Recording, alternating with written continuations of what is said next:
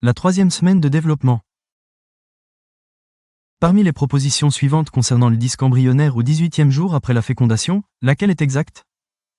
A. Il comprend une plaque neurale. B. Il comprend une corde dorsale. C. Il comprend des somites. D. Il comprend une ligne primitive.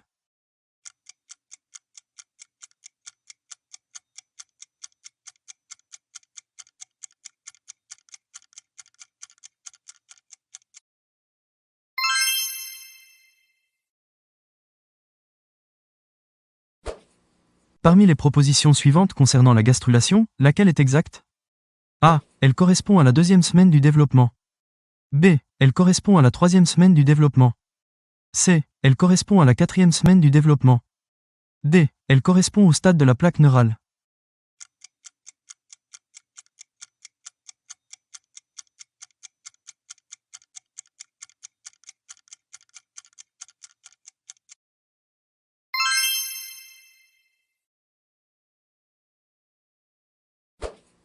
Parmi les propositions suivantes concernant le zygote au 21e jour après la fécondation, laquelle est exacte? A. Il comprend des villosités choriales tertiaires. B. Il comprend un tube neural. C. Il comprend 2 canaux de Wolff. D. Il comprend 2 mésonéphros.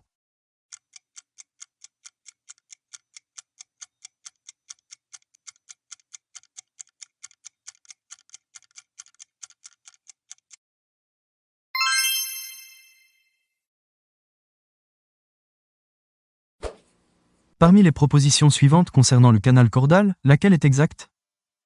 A. Il permet le passage de la vésicule vitelline dans la cavité amniotique. B. Il correspond à une invagination de l'ectoblaste au niveau de la ligne primitive. C. Il donne le prolongement céphalique. D. Il se met en place lors de la neurulation.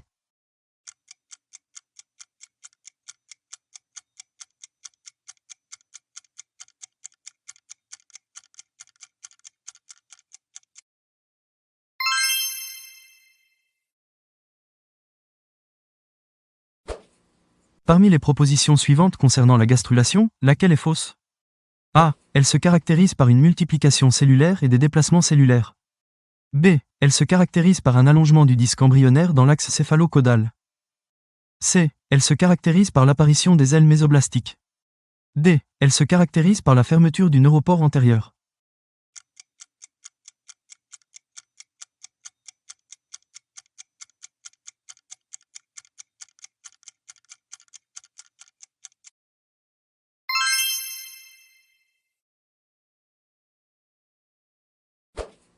Parmi les propositions suivantes concernant la gastrulation, laquelle est fausse? A. Le système ligne primitive, nœud de Henson, prolongement céphalique, est situé sur l'axe céphalo-caudal de l'embryon. B. Le cordomésoblaste se met en place au cours de la gastrulation. C. Le canal caudal dérive du prolongement céphalique.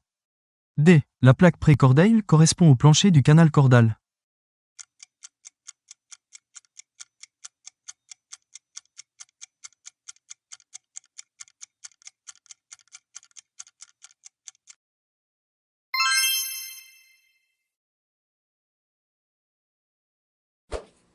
Parmi les propositions suivantes concernant le cordomésoblaste, laquelle est exacte? A. Il se met en place au cours de la gastrulation. B. Il se différencie à partir de l'antoblaste. C. Il correspond à la ligne primitive. D. Il forme le système nerveux central.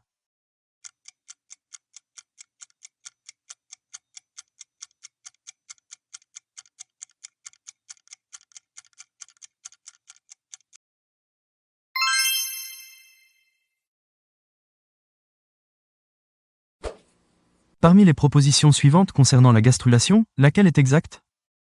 A. Le germe devient tridermique. B.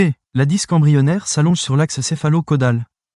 C. L'antoblaste s'insinue entre l'ectoblaste et le mésoblaste. D. Les réponses A et B sont exactes.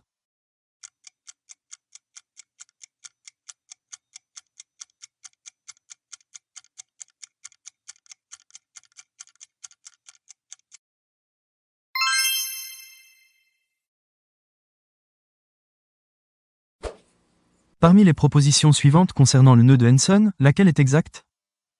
A. Il se met en place au cours de la gastrulation à l'extrémité caudale de la ligne primitive. B. il correspond à l'orifice du prolongement céphalique. C. Il donne l'orifice cloacal. D. Il n'est pas une structure caractéristique de la gastrulation.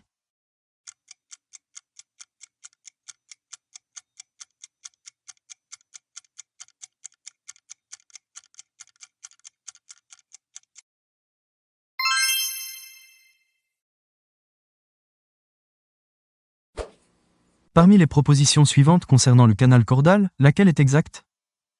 A. Il dérive du prolongement céphalique. B. Il donne le canal épandymère. C. Il présente à son extrémité antérieure un neuropore. D. Il apparaît lors de la mise en place des vertèbres.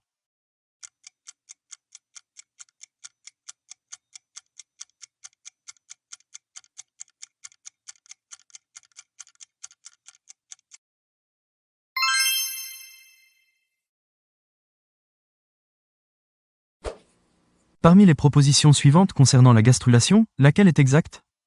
A. Les somites apparaissent lors de la gastrulation. B. Le mésoblaste disparaît lors de la gastrulation. C. Le tube neural se différencie lors de la gastrulation.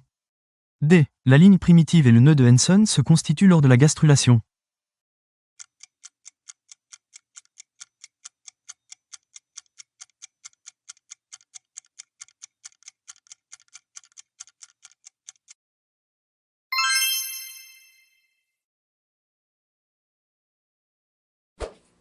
Parmi les propositions suivantes concernant le dédoublement incomplet antérieur du système, ligne primitive prolongement céphalique, laquelle est exacte? A. Elle conduit à des jumeaux vrais. B. Elle conduit à des monstres tératopégies. C. Elle conduit à des monstres tératodelphes. D. Elle conduit à des monstres à un tronc et deux têtes.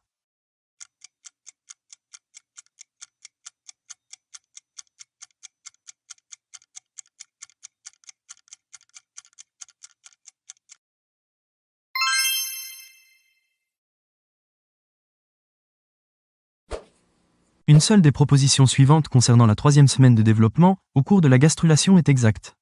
Laquelle? A. L'embryon devient didermique. B. Le nœud de Henson va donner la membrane pharyngienne. C. Le cordomésoblaste se met en place. D. La technique dite des marques colorées démontre l'absence de mouvement morphogénétique.